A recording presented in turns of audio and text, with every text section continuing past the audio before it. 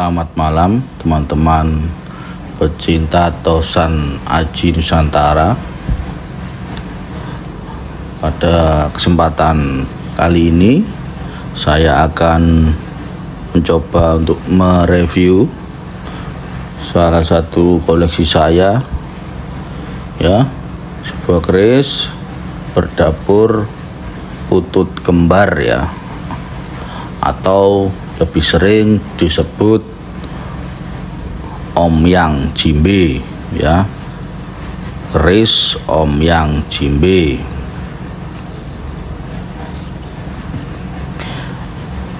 Baik, keris berdapur putut kembar atau biasa dikenal dengan sebutan Omyang Jimbe memiliki banyak versi, ya, meskipun sebenarnya penyebutan atau penamaan Omyang Jimbe itu kurang tepat,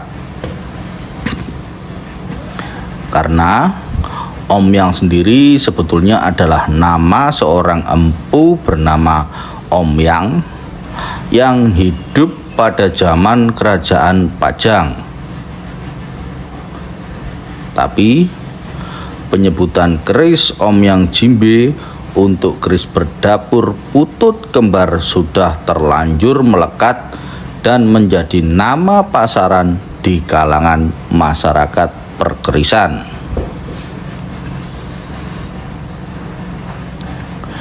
Keris Omyang buatan Empu Omyang dari Pajang memiliki bentuk gonjo yang datar dan tergolong gonjo wuwung, ya. Lalu bagaimana dengan keris yang dikenal dengan sebutan Omyang Jimbe, yang dikenal memiliki tuah yang sangat ampuh untuk melindungi harta pemiliknya, atau mungkin untuk tuah menagih hutang, ya. Bahkan ada juga beberapa keris Omyang Jimbe yang dipercaya dapat dimanfaatkan untuk menarik dana gaib karena tuah saktinya. Sebetulnya tidak semua keris dapur putut kembar dibuat oleh Empu Omyang. Di zaman kerajaan Pajang, hanya saja pada era tersebut Empu Omyang sangat terkenal dengan karya-karyanya yang rata-rata adalah keris berdapur putut kembar yang dikenal memiliki tuah sakti, sehingga keris dapur putut kembar menjadi ciri khas dari Empu Omyang dan identik dengan karya beliau.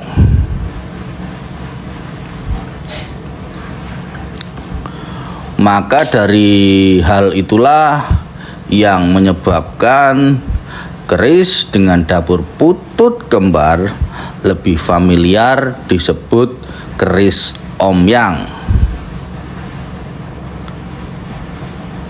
Tentunya hal itu adalah kesalahan persepsi tentang keris berdapur putut kembar yang sudah terlanjur tertanam di benak masyarakat.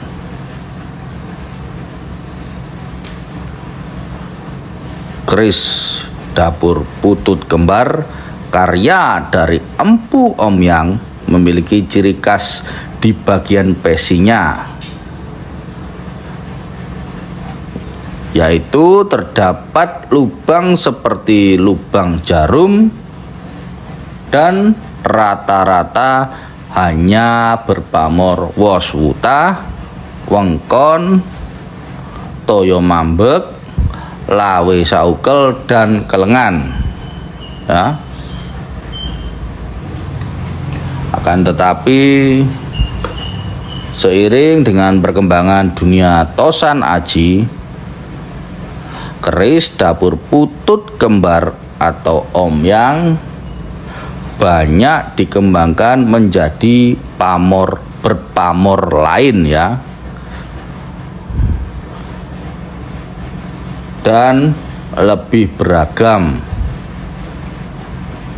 Itu terutama pada keris-keris yang bertangguh kamardikan ya, atau keris baru yang dibuat setelah zaman kemerdekaan.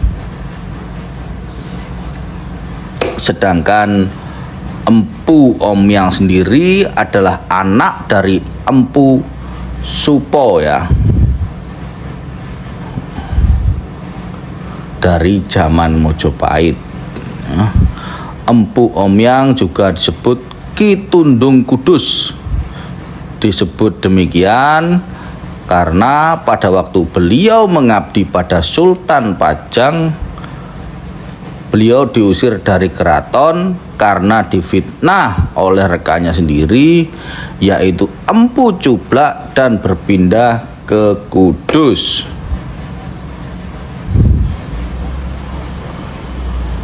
Empu Omyang tidak lama berada di Kudus, kemudian beliau mengabdi di Kerajaan Mataram. Bahkan kemudian beliau diangkat menjadi pemimpin para empu di Kerajaan Mataram dan diberi gelar Ki Supo Anom, atau lebih terkenal disebut sebagai Ki Anom.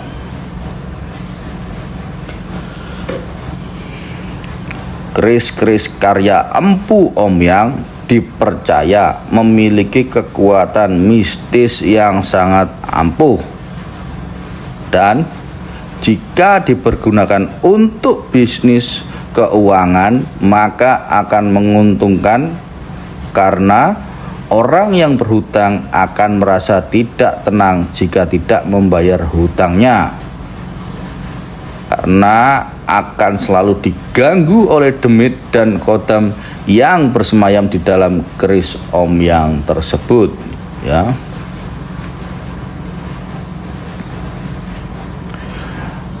Ciri khas ya, ini ciri khasnya keris Omyang Jimbe. Jadi pada bagian sor-sorannya tampak bekel ya, buncit ya, seperti ini, karena luknya berjalan ke kiri bukan ke kanan seperti lazimnya keris-keris lain pada umumnya.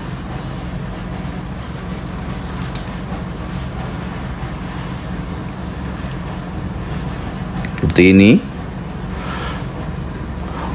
Walaupun menurut para pakar perkerisan ada juga keris Omyang yang memiliki look biasa, dan ada juga yang berbilah lurus ya.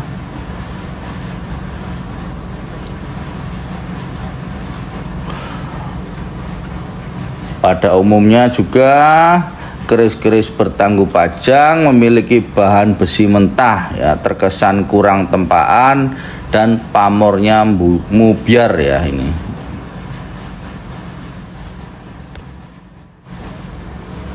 Baik, sekian dulu review dari saya tentang keris Omyang Jimbe ya.